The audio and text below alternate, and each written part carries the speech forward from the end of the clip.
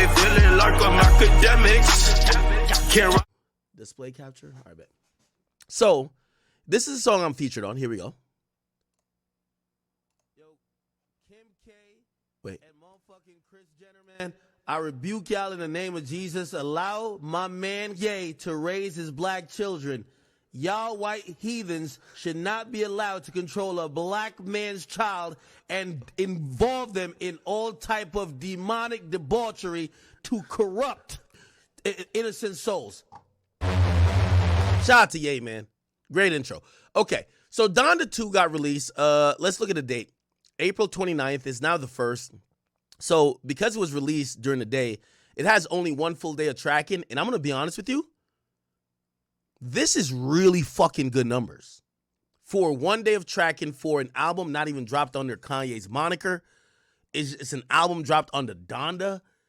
Donda literally has no monthly listeners. Look, well, now it has because the first day.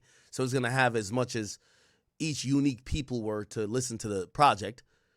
But the mere fact that Ye could just drop an album on a different moniker that's not Ye or Kanye West is crazy. Now, this is how a lot of people, there's some ghetto people who do projections. This is how they do it. Sorry. Some of them do it by just kind of like literally, wait, here we go. Just kind of going over the amount of plays and the amount of songs. And yeah, like just basing off of this, and I'm going to be honest with you, Ye would have probably sold 20K or 25K if this was dropped on a Friday, even with no announcement.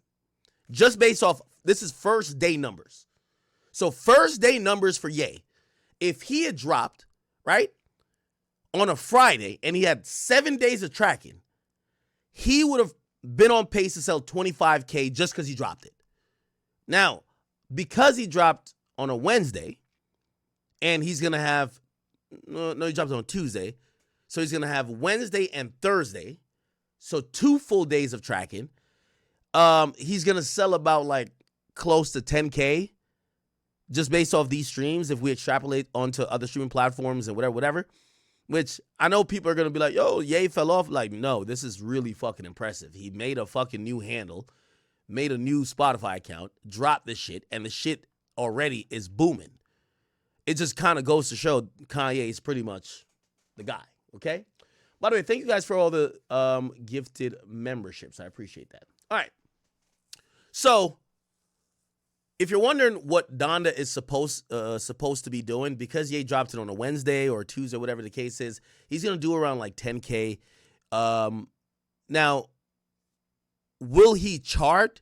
Depends on a few things. So, the way how Billboard does charting, you have to have all your, like, you know, ducks in the order. And usually the the distributor gets that in order for you. So you'll have a chance to chart. But if Ye charts, he'll literally, this would be kind of like crazy. And it's definitely independent. By the way, the album or the label is 2025 Yeezy. So we'll see. But I think these are great numbers for 1 full day of tracking. Okay, if that makes sense. All right. So thank you, Ye, for sampling me. And Ye had previously said that the project was going to come down. Now, I knew this project was going to come down, or I thought it was going to come down because of a few things. And I'll tell you why. When Cardi put me on a Whole Lot of Red, I had to sign enough paperwork that I thought I was getting married. All right? That's how major labels do it, even if they're clearing a vocal sample. Because technically, if you use my vocal sample, I could take the song down at any time. If, for whatever reason, I don't agree that I want to be on the song. Right? Now, if you get a clearance, or you get me to waive my rights, or however that transaction or whatever happens, you can have it up forever. Now, Ye didn't send me a fucking paperwork. Now, here's the thing. I love Ye. I would never do that. I love Ye. It's my guy. Right? Me and Ye, we got a little relationship, okay? Not the cousin relationship, but we got a little relationship. Never do that. But because they dropped this shit, and I know There's no lawyers. Like, I'm in the music business. I know I talk to entertainment lawyers all the time. Because none of that shit happened, I said, Big Ack ain't gonna trip. Because I love Ye. And I stand with Ye. Give Ye his kids. However, you think you're gonna put on X? Don Toliver? Who else? Quavo, Future? Was Travis on there? I don't think Travis was on there. All these people and their labels don't say, hold up, brother. Do you get what I'm saying? So, Ye had previously said that, he said, listen to this. He said, Free Maiden tried to charge me $3 million for these beats. And I guess these are some of the beats on Donda. From people I showed how to make beats to. Now he's going to take down Donda 2.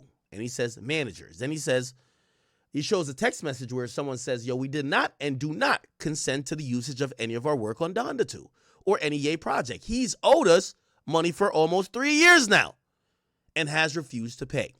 Yet keeps stealing our work. The unauthorized Donda 2 songs are Boogs, We Dig It. Wait, oh, this is somebody else? For Boogs, We Did It, 530, Lord Lift, City of God.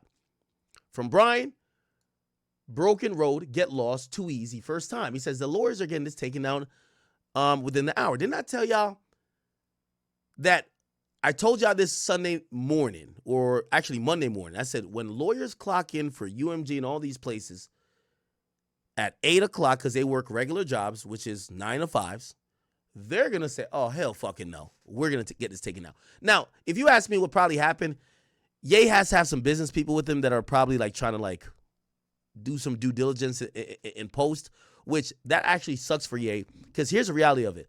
The reason why labels don't put out stuff without clearing it is because you lose your leverage after you put it out. So if you could have worked a deal out, you give somebody $20,000, give them, I don't know, all right, they get their publishing 50% on you know, for producer credits, but you also have these other things. They get maybe no royalty or maybe 1%, depending on what producer it is. You lose all your leverage. And now they could just negotiate in bad faith because fans expect the song to be on and you got to take the loss. You're not in the best negotiation place. So it looked like Ye, you know, because we just listened to the song and it's still up on DSPs. Look like Ye's trying to make sure it stays up, but that's going to be a problem. That is going to be a problem because Ye looked like he might have not cleared these joints with the producers, and that's going to be a big deal. Okay, give me 1 second. And by the way, I see how we got 160 people followed us on Kick. I see that. I'm trying to go to Ye's Twitter. Hopefully it's not too crazy. Okay, people are talking about Donda too.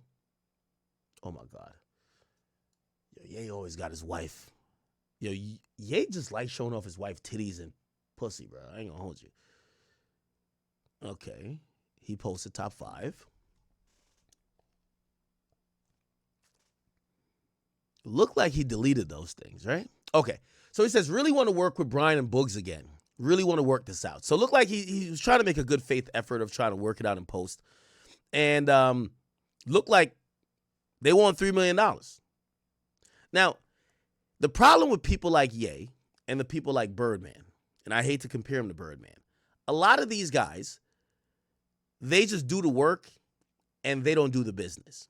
This is why somebody like a Dame Dash or like they got to be a shrewd businessman that's associated with every genius or every really dope like creative record executive, because you got to get shit cleared. This is the music business. The way how everybody gets paid is because of the business. Like rappers a lot of times think, oh no, we're just putting out music. I'm going to get paid because I'm a performance on tour. Well, the engineer don't get to perform it on tour. They don't get to go up on Rolling Loud. Your producer don't get to do that either. They got to make sure that when you're getting these plaques and you're doing whatever, they get not only credited, they get paid for it, but also they could leverage it for their publishing deals, because a lot of producers have these publishing deals. That's how they get paid. I'll get into that another time. Okay, so it looks like the album's still up, and I'm going to be honest with you. I think it's doing pretty decent for, the first day out. Oh, I had to like scroll past that. Okay. Somebody said Ye's lazy. No, he's not. Ye's not lazy. Ye, because he has this God complex, he thinks he could just drop music with maybe not all the clearances and all the T's crossed and the I's dotted and be like, it'll work out. If it wasn't Ye, this shit would have been taken down, or some people might leave it up just to sue him later. But he should get this sorted out, or else you're going to get sued over this. That's how lawsuits happen. We've all talked about, you ever seen the If You Can't Feel that? Blurred Lines. Blurred Lines made $32 million. And they allowed it to be up, right? They allowed the song to be up without suing them for years. Then they sued them and basically took a huge lump sum of the money. Okay? And the reason was, they're like, yo, we have all the leverage. We don't care if you collected the money. We're owed the money that was collected or owed a certain percentage. And the judge or arbiter was like, yo, yeah, you guys, like that Marvin Gaye sample or whatever it is, that was a huge part of the song, and you should get paid a certain amount. And they actually forced people who got paid out from the song to pay back Marvin Gaye's estate. Okay, all right? So that's one of the reasons you got to do the business first. If you don't do the business, you know what I mean? Like, I think infamously, what's my man's name? Rest in peace. Sorry. I still see shadows in my room. Juice WRLD got paid nothing off that. What's that song called? Lucid Dreams. Lucid Dream Publishing. Just look that up, right? Lucid Dream, the title of the song by Juice WRLD. The song was officially released by Grade A Production. That is Bibby's label on Interscope. And because it used an interpolation of Sting's 1993 hit Shape of My Heart, Sting owns 85% of the rights to the song. You know what that means? They got paid all the money you thought Juice WRLD got, Sting got it. This is why you got to clear it. If you'd probably not even use a sample if you got to pay 85% to the fucking sample owner. Because you got to remember, so if 85% of the rights goes to Sting, the producer and the producer and the writer, or the producer and the performer, so the producer of the song and also Juice WRLD, and obviously their respective labels or whatever, had to share 15% of that song, while Sting took 85%. I think it's the same with, what's the name of that song? I'll Be Missing You. Publishing. See, publishing, when you hear publishing, just to make it simple for y'all, that's the rights. So the rights of the song is called publishing. Okay? It's the intellectual property rights. So there's two parts you get paid from. The rights, which means if I want to license a song, you need the rights, publishing, for the most part. And then you have royalties, which means the sales from the song directly. Now, there's some few things that makes it complicated, mechanical royalties, this and third. Don't want to get into that. But if you ever want to think about try to make the music business a little bit simpler for you, money comes in via two different things, right? Like, for example, I remember that song, Kid Cudi, Crush a Bit, Little Bit. That's one of my favorite songs. Rolling on, feeling like summer night. I don't care. Hands on the wheel, driving drunk. I'm doing my thing. Rolling in my side. That song was used in Project X, but it was a Steve Aoki mix of it. That shit goes through publishing. So who would own the publishing to the Steve Aoki mix? A lot of it is Kid Cudi. Kid Cudi probably got paid an arm and a leg. That shit was used on not only Project X, the movie, I believe it was used on one of the Hangover movies. Those movies are generating damn near $1 billion. I guarantee maybe it's going to be tens of millions of dollars got paid out probably for the licensing of that song, right? Or maybe it was a set fee, who knows? But let's say $10 million. And then because it's publishing, the way how the publishing for that song is broke down, I guarantee Kid Cudi owns a lot of it, or whoever who owns Kid Cudi's publishing. This is why people hate Diddy, because Diddy used to, like, people didn't understand publishing back in the day, so he would be like, oh, you'll get paid a percentage of the records that we sell, but we own your publishing. And they'll be like, what the fuck is publishing? Don't worry about it. Take $200,000. He owns your rights for the song for life. So if anyone be like, yo, what's a Biggie song? I don't know, More Money, More Problems, or whatever the case is. Those particular songs, Diddy would just get all the money when it's licensed in, I don't know, or, you know, in a movie. Get me? Which, you know, publishing, long-term money, royalties. Think about first week sales and like weekly, yearly sales, right? Yeah, I'll Be Missing You. Diddy actually got finessed on this shit. Not finessed, but he put this out, and then we realized that apparently he had to pay them. He did a deal to pay them weekly. Not weekly. Is it weekly or monthly? Oh, fuck. Okay. So Sting getting so much money off hip hop. Lucid Dreams, they own everything. Or 85%.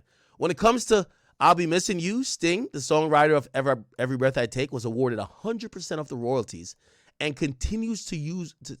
Damn, that's even crazier.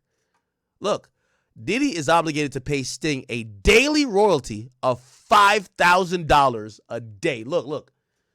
$5,000 a day Diddy had to pay these motherfuckers just to have the song up.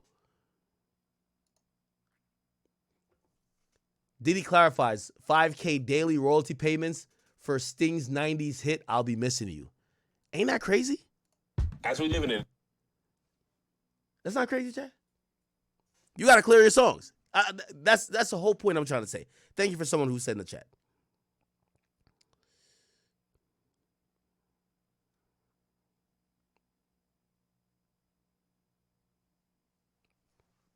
Let me see. Decades ago. As Fox 5's Kendall Green shows us, Diddy is setting the record straight on how much he's paying Sting for sampling Every Breath You Take in his tribute to Biggie. Not many can deny, 26 years ago, Diddy's I'll Be Missing You featuring Faith Evans was a hit. As a matter of fact, the song is still ranked #1 on Billboard's greatest of all time songs of the summer chart. Wow. All right. It's equivalent then to last year's, decades later. I'll remember. Depending on the generation, though, another name comes to mind. 1983's Song of the Summer by... Say it with some confidence. Who was it? Sting. Sting? As 90s babies, we probably thought it was P. Diddy.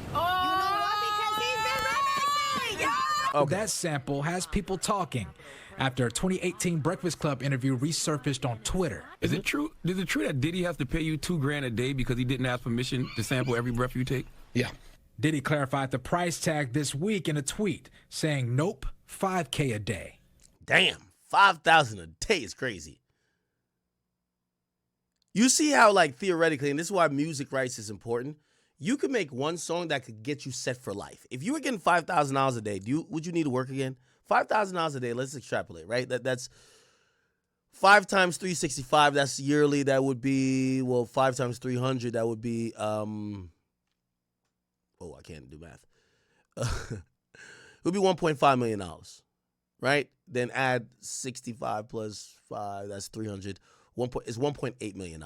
So $1.8 million just from that song, yearly in royalty payments to Sting. You see how one song could get you set for life? Now, granted, I don't know if, that was a set rate or maybe it's just a percentage of what the song was making. I'm pretty sure, I don't know if that song is still as popular, but $5,000 a day is crazy, right? Taking that annual cost of copyright infringement to more than $1.8 million. If you use a sample and you don't get it properly licensed, then you're infringing on the copyright of the original recording and also the original composition. And so you could be liable for copyright infringement. Cassandra Spangler, an entertainment attorney, believes Sting and Diddy may have worked out their own deal, but doubt he's paying the Rock and Roll Hall of Famer out of his own pocket. Either way, a deal is a deal, and a hit is a hit. Good for Sting, yes. Diddy's got it. Sorry, Diddy, I love you, but you got it, so might as well. I love it. Kendall Green, Fox 5 News. Yeah, okay. So, really, I say all that to say, you got to clear your songs. Now, for independent young artists that's coming up, you don't got to clear your songs, okay? As we live in a digital. Like, Sting isn't going to come for you if you sample their song and it's not detected by, like, the copyright stuff. Like, because there's copyright readers and scanners that will detect, like, oh, you're using Sting's song. Are you allowed to do it? We're not going to put it up because you're stealing their song. But if you chop it up in a way, you know, if you're a young artist, you don't got to worry about that. And at the point you got to worry about it, you've already made it. They're not going to come at you for like 20 cents. They're not coming at you for like $100, right? But that's why Juice WRLD got into his situation, right? They sampled Sting, and they didn't know that was going to be the big breakout song. So they probably said, fuck it, we're not even going to clear it. The shit blows up. By the time they go to clear it, Sting is like, y'all ain't come to us before you dropped the song, so we need 85%. They know that song has turned Juice WRLD into a star. They know he'll make other songs. So they take the L on the song. They only get 15%. Sting gets 85%. It is what it is. Okay, people. All good. Where should we go or start next? If we're going to talk about music business stuff, we should probably talk about, Caribou and Lil Yachty, right?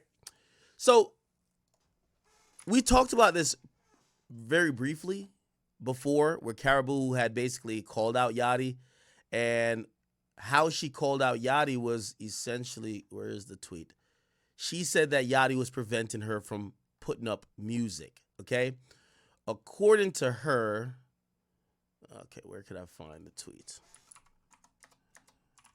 If you guys don't follow DJ Akademiks TV, you should. Let's see if we can scroll down and find her initial tweets calling out. Give me 1 second. She was calling out Lil Yachty and them, basically saying that Yachty and them was holding her in a deal or unwilling to let her go, that she could go do her thing. Here we go. Wait. There's no way it was like this far down. Really? Okay, if I can't find it, I'll just jump to today's update. Yo, Grant, could you send this to me, bro? Yeah, I'm definitely down too far. I bet. So, Caribou